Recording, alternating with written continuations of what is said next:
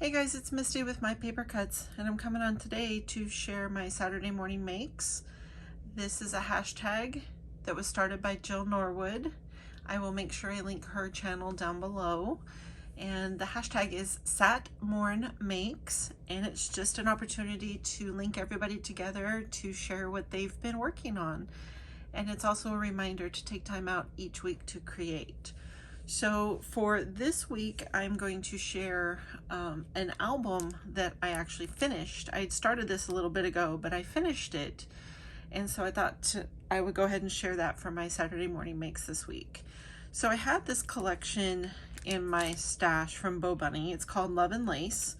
And it was just this special edition pack. It had 12 papers and a sticker set. This is all that's left of the collection. I don't even think the stickers were in here because I don't have them, and so I think that they were left out when I got this. I don't remember. I thought I got this at Tuesday morning. I did, back in 2017. But I don't have the sticker sheet laying around here, so it must not have been included in it. It does say it on the front though. So that is what I had. And then in my stash, I had one of the Graphic 45 blanks. They make album blanks and all sorts of blanks that are so easy to work with. But I had one in my stash that was a box, and inside was 3 of their large tags with a book ring, and it was just so you could make like a tag album or something. But I did something different. So here's the album, and well, the box, the album's inside. And I'll go over what I did with the cover first, but I always pick basically my favorite papers that would be cover worthy whenever I start with a collection. And I always pull those out right away and set them to the side so I don't accidentally use them on the inside of an album.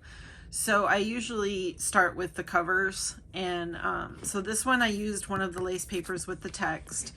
On the edge here, I liked this portion of one of the pattern papers, so I cut it a certain way so that it would be on the spine.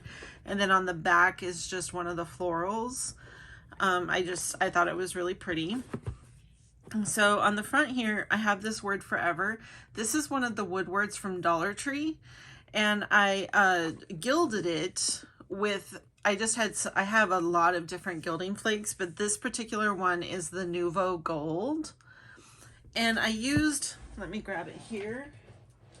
I used something that I had not used before, but I had picked up at Tuesday morning, and it was the Martha Stewart gilding adhesive.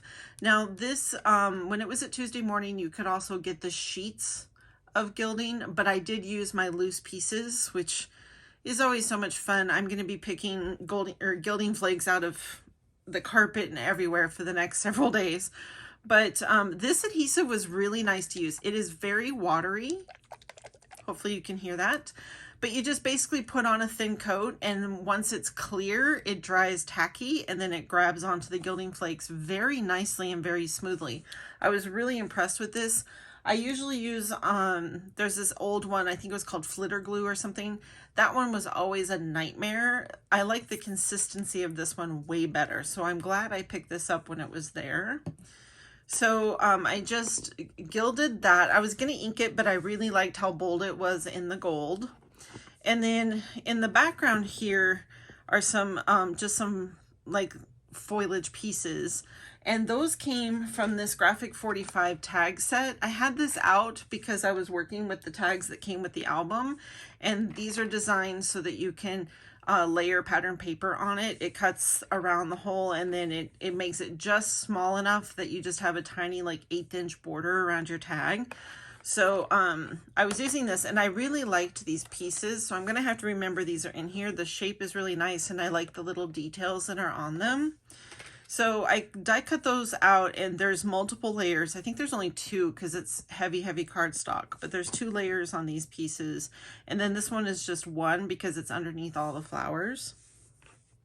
And then as for the flowers, I had these cream colored ones and these burgundy ones just in my stash. And then I had mentioned on my Freaky Friday video that I posted yesterday that I had made some black roses for those cards, and I still had some leftover pieces in this jar here.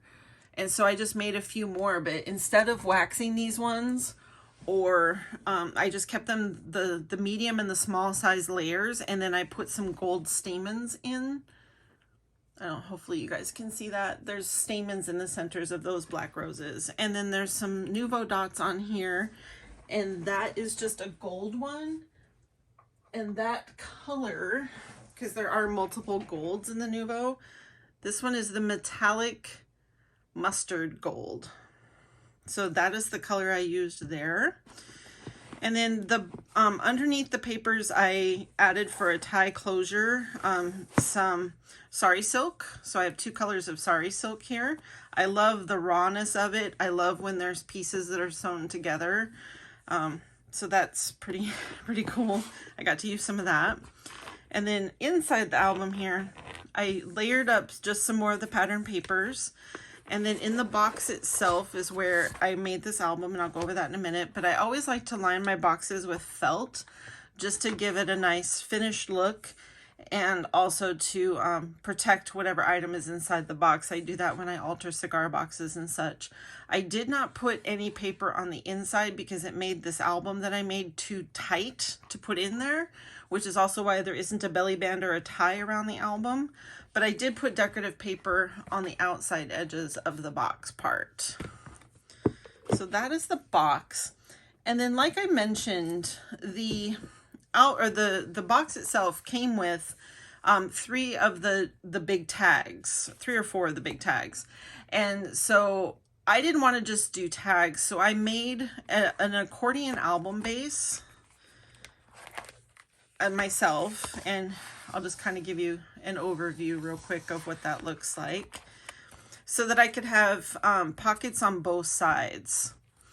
So either way that you flip this over and open it, you can go through the album. So I'll start with the blue side, and then always the first couple of panels are a blank panel with some of the cutouts just glued down, but you can tuck in there. And then I made a pocket, and that's where I put the large tag. And I also had in my stash a whole collection of these tags that had the to and from laser cut out. These were also from Tuesday Morning, but I found that this die here, it pretty much fit. Now, it didn't cut around this perfectly, but I just trimmed out because I knew I was going to be tying on some seam binding and such. So you can see it on this one where I trimmed it, but I just covered both sides with pattern paper. And then on the large tags, I covered the one side with pattern paper, and the other side is just blank so that a photo or something could be put on the back.